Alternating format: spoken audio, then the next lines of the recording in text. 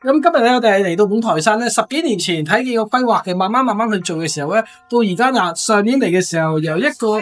大嘅一個址咧嚟到下邊，而家再開發到下邊嘅話，嚟緊仲有10年計劃㗎啦，咁好值得一啲朋友嚟。今時咧喺而家呢度咧係主要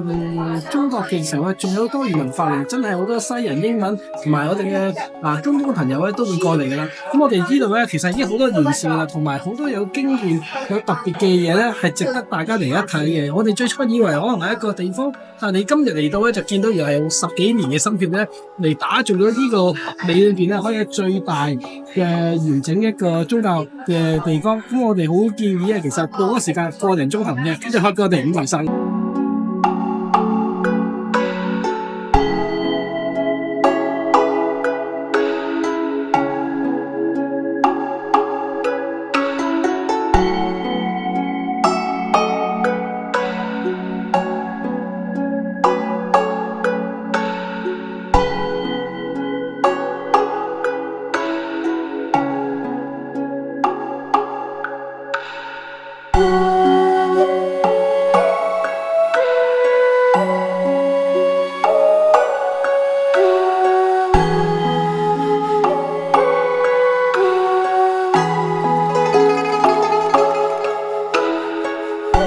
呢度咧就已經咧係做好晒嘅唔同嘅地方一個景點啦，咁啊咁多嘅，其實咧係用咗好多心血時間嘅，但係咧可以真係話一日都行唔晒嘅。